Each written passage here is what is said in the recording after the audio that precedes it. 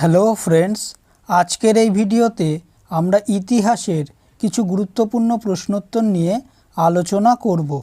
প্রথম প্রশ্ন, grand old man বলে কে পরিচিত ছিলেন? অ্যান্সার অপশান এ, দাদাভাই নৌরোজি। গ্র্যান্ড ওল্ড ম্যান বলে দাদাভাই নৌরোজি পরিচিত ছিলেন। পরের প্রশ্ন, 1881 সালের ফ্যাক্টরি আইনের প্রবর্তন করেন কে? Answer option C, Lord Ripon. Factory আইনের প্রবর্তন করেন লর্ড রিপন। পরের প্রশ্ন, রানা প্রতাপের সঙ্গে কোন মোগল সম্রাটের হলদিঘাটে যুদ্ধ হয়েছিল? অ্যান্সার অপশান এ, আকবর। রানা প্রতাপের সঙ্গে আকবরের হলদিঘাটের যুদ্ধ হয়েছিল। পরের প্রশ্ন, শিখ ধর্মের প্রতিষ্ঠাতা কে ছিলেন? Answer option D, Guru Nanak. শিখ ধর্মের প্রতিষ্ঠাতা ছিলেন গুরু নানক। পরের প্রশ্ন, সত্যবিলোপ নীতি কে চালু করেছিলেন? Answer option A, Lord Dalhousie. সত্যবিলোপ নীতি চালু করেছিলেন লর্ড ডালহৌসি। পরের প্রশ্ন, বাংলা ভাষায় প্রকাশিত প্রথম সাপ্তাহিক সংবাদপত্র সমাচার দর্পণ প্রকাশিত হয় কবে? অ্যান্সার অপশান বি, 1818 সালে। সমাচার দর্পণ প্রকাশিত হয় 1818 সালে। পরের প্রশ্ন, সাম্প্রদায়িক সম্প্রীতি প্রসারে শ্রী শ্রী রামকৃষ্ণের প্রধান ধর্মীয় মতবাদ কী ছিল? অ্যান্সার অপশান এ, যত মত তত পথ। শ্রী রামকৃষ্ণের প্রধান ধর্মীয় মতবাদ ছিল যত মত তত পথ। পরের প্রশ্ন, নন্দবংশের প্রতিষ্ঠাতা কে? Answer option C, Mahapadmananda. নন্দবংশের প্রতিষ্ঠাতা মহাপদ্মনন্দ। পরের প্রশ্ন, এলাহাবাদ প্রশস্তি কে রচনা করেন? Answer option B, Hari Sen. Allahabad প্রশস্তি রচনা করেন হরি সেন। পরের প্রশ্ন, বাংলার কৌলিন্য প্রথা কে প্রচলন করেন? Answer option C, Ballal Sen. বাংলার কৌলিন্য প্রথা প্রচলন করেন বল্লাল সেন। পরের প্রশ্ন, ভারতের তোতা পাখি কাকে বলা হয়? অ্যান্সার অপশান এ, আমির খসরু। আমির খসরুকে ভারতের তোতা পাখি বলা হয়। পরের প্রশ্ন, ইবন বতুতা কোন সুলতানের রাজত্বকালে ভারতে আসেন? Answer option D, Mohammad bin Tughlaq.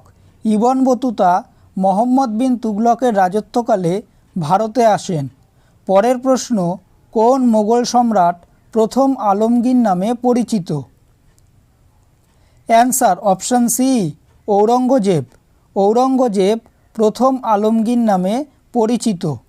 পরের প্রশ্ন, মুঘল যুগে কারা সৈয়দ ভ্রাতৃদ্বয় নামে পরিচিত ছিলেন? Answer option A, Hussain Ali ও আবদুল্লাহ। মুঘল যুগে হোসেন আলী ও আবদুল্লাহ সৈয়দ ভ্রাতৃদ্বয় নামে পরিচিত ছিলেন। পরের প্রশ্ন, আনন্দমঠ কে রচনা করেন? Answer option D, Bankimchandra Chattopadhyay. Anandamath রচনা করেন বঙ্কিমচন্দ্র চট্টোপাধ্যায়।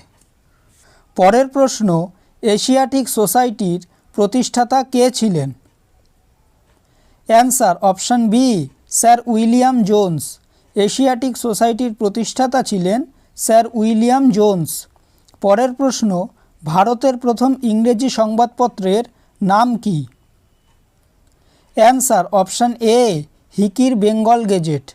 ভারতের প্রথম ইংরেজি সংবাদপত্রের নাম হিকির বেঙ্গল গেজেট।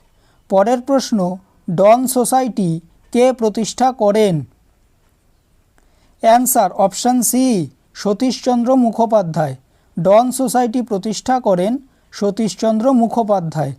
পরের প্রশ্ন, ভারতের শেষ ভাইসরয় কে ছিলেন? Answer option A, Lord Mountbatten. ভারতের শেষ ভাইসরয় ছিলেন লর্ড মাউন্টব্যাটেন। পরের প্রশ্ন, সাইমন কমিশন কবে ভারতবর্ষে এসেছিল? অ্যান্সার অপশান সি, 1928 সালে। সাইমন কমিশন 1928 সালে ভারতবর্ষে এসেছিল। পরের প্রশ্ন, গান্ধী আরউইন চুক্তি স্বাক্ষরিত হয়েছিল কবে? অ্যান্সার অপশান এ 1931 সালে।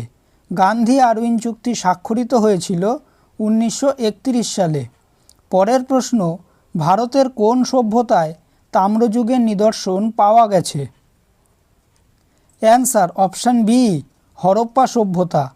হরপ্পা সভ্যতায় তাম্রযুগের নিদর্শন পাওয়া গেছে।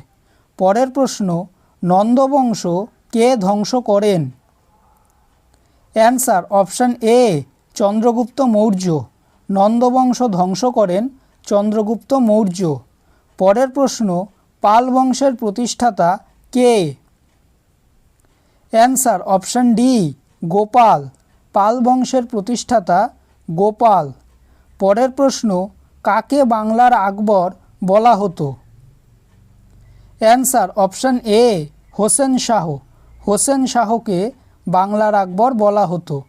ভিডিওটি যদি ভালো লেগে থাকে তাহলে ভিডিওটিকে অবশ্যই লাইক করবে, চ্যানেলটিকে সাবস্ক্রাইব করবে আর তোমাদের মতামতটি অবশ্যই কমেন্ট করে জানাবে। ধন্যবাদ।